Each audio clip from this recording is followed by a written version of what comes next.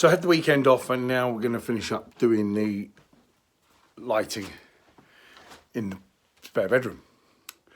The bedroom, like that. So what we're going to do is on the ceiling here, where we've made holes for the light fittings. That one's okay; it comes right underneath a joist, but the others are in between joists. So we're going to have to cut a noggin, a timber strip, to go in there for the light fittings to fix into. So very unprofessional to actually use the lathes. It's a lath and plaster ceiling. Very unprofessional to use the lathes as a fixing.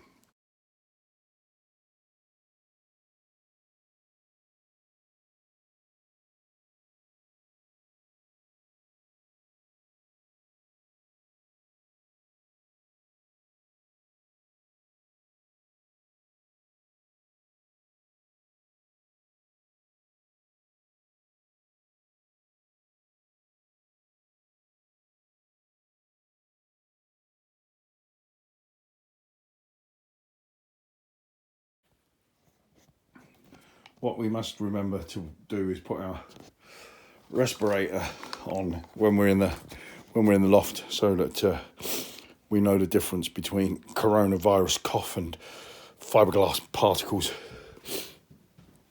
Now we're going to cut our noggins. So in your garage, you'll already have your chop saw set up. So what we need to do now is move the Red Bull. We don't need that. A minute. Well, I've just got I'm just going to make the noggins out of this old piece of plank that we did make up. It was part of the fitted wardrobes in one of the bedrooms. It's recycling. So don't forget, wear your safety goggles.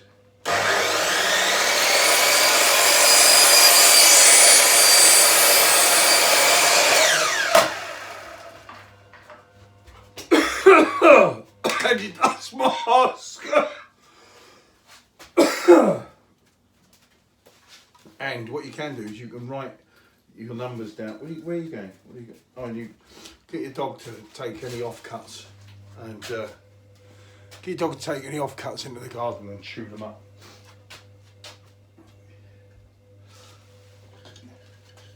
Here we are. So I've written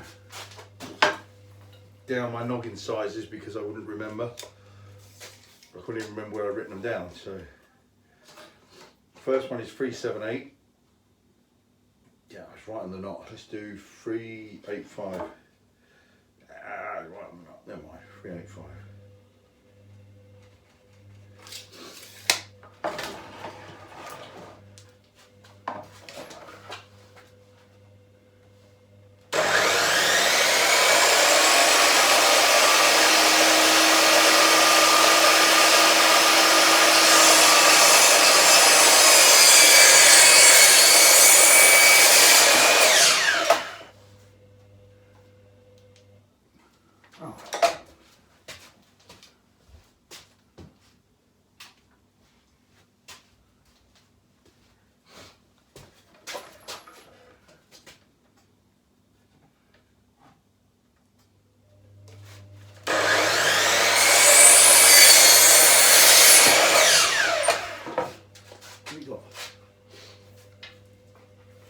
Come on out. Out. Raus. Raus. Out. Schnell.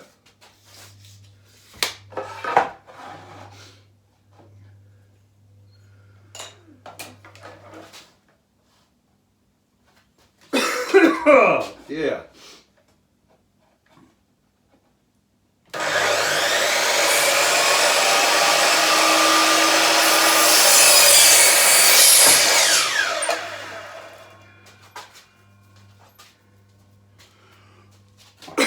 So now I've made my 3 noggins there. What they'll do is they'll fit in between the joists like that. Now, in order to hold them in place, I could drive or toenail a screw through that way, and that way into the joist, Or I could over-engineer it and I could cut a batten and fix a batten up like that on either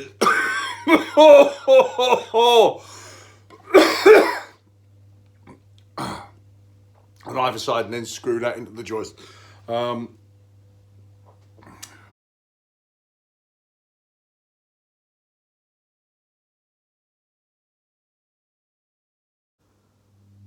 So I got an opportunity.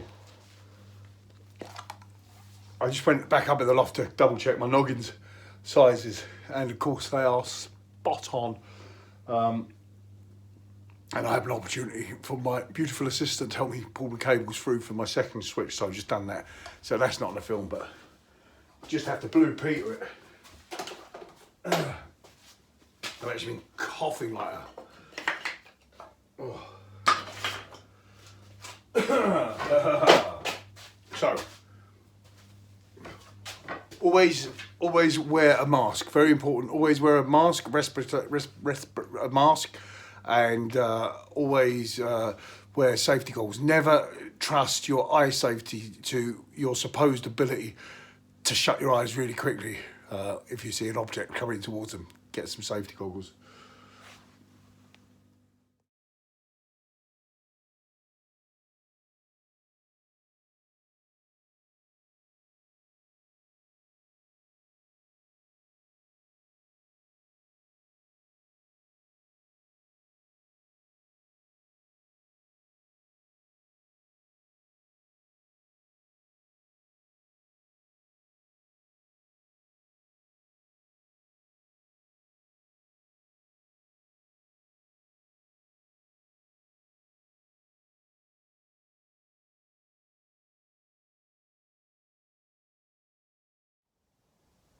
In the end, I just made 3 noggins in a similar fashion, over-engineered realistically.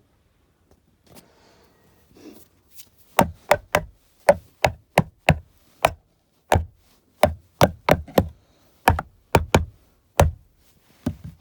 don't want to knock that down too hard because obviously I don't want to knock the ceiling. If I knock the plaster through, I end up having to do that, but as long as I get some fixings in there, should be right. Right, I'm going to turn the power off now and disconnect the light fitting in there. It's just occurred to me, I think I'm going to move the light in this the other spare room as well to the centre, so I might as well get that done at the same time rather than wiring it up 2 or 3 times.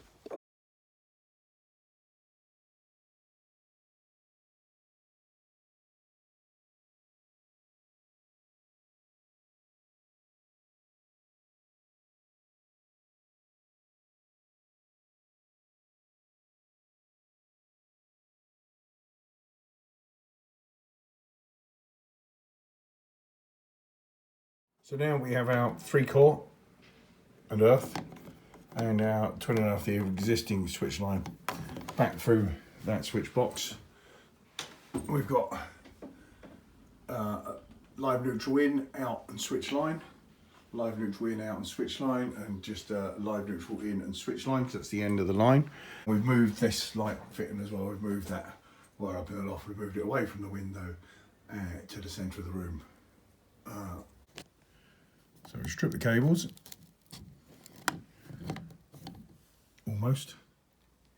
So what we've done here, we've put a little brown sleeving onto the blue cable because the blue denotes it as a neutral, and we've also done the same on the 3-core. We've put a brown to denote it as live on the grey and the black, which I've always had a problem with really because those are phase colours. They're all phase colours. Brown, black and grey are all live colours. So, and in the olden days the red, yellow and blue was the same, but you still had to denote and mark them up as being live in a switch position. I totally get that one to a point, but I also think if what you're doing in the switch, if you don't know that, you shouldn't be inside the switch anyway, for goodness sake. All right, and then we're going to put some green yellow sleeving on the CPC, on the earth conductor. Now, this is a very nice feature in the Appleby dry lining box. What you can see here, see that that white post there, what that's for is to enable you to fix, if you're using a connector block, so it becomes fixed in the box and not floating around. Nice feature. So there we have, we've stripped the ends of the cable, and we're going to make a two-way switch. So we've got a common, an L1 and an L2, so we're making the brown of the free core the L1, the black is the L2 or L1, common L1, L2, or L1, L2, L3. So, and then the brown from, so that's the live supply from the switch goes with the black. And then if you imagine how the switch works in a schematic, you can see, maybe I'll draw one out. Yeah, this is the switch by the bedside cabinet. So it's going to have two switches on here. It's going to be one of them, which is going to be the intermediate, which will turn the centre light on and off, and the other one will be for what is effectively the bedside cabinet light, which will be a long pendant. And I was just thinking about what I said about the three phase colours being on a free core, and considering it, I presume, I should probably know this, but maybe the reason you sleeve it is because once your phase gets into the house, whatever, regardless of what phase it was in the road, once it gets into the house, all phases are brown, I suppose. Yeah, possibly.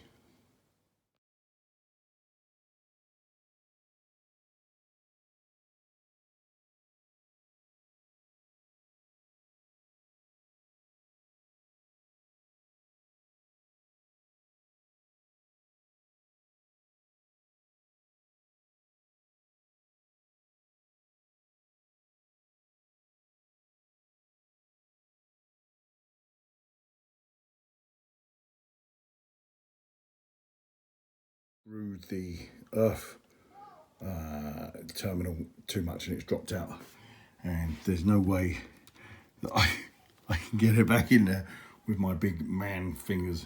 So there's a couple of techniques that you can do to get that back in. If you've got a bit of blue tack, you can put a bit of that on the end of your screwdriver and hold the screw in place. Or in the old days, if you're doing a lot of pyro work, you might have some potting compound that would do the same job. Or if you've just got a bit of tape, you can do it. I'll show you. So where's the camera? There it is. So I've just wound a little bit of tape with the screw on the end there, and then I should be able to. This is more awkward than I thought it was going to be. Is just wind that in there. Now that's in now. Screws on it, just pull the tape off. So in order to incorporate an intermediate switch in the circuit, because I've got effectively three two-way switches, so I have to have an intermediate. In order to incorporate that, I've used a yoke, a grid system, MK in this instance, actually a yoke, so the yoke's in there. Now I have to fit the intermediate switch, which is slightly different to a two-way switch. As you can see, that's a two-way switch there, and it's got three terminals, a common L1 and L2. I think it says that. I haven't got my glasses on. And the two-way switch that has two sets of L1, L2 and two sets of L2.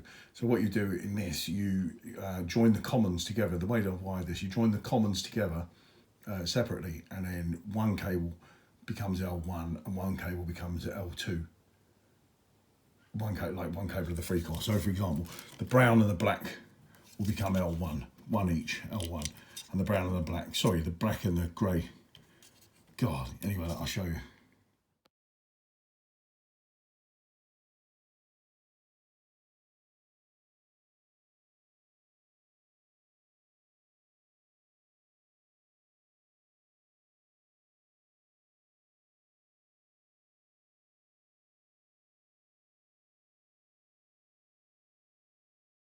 Okay, so it's finished now. I say it's finished.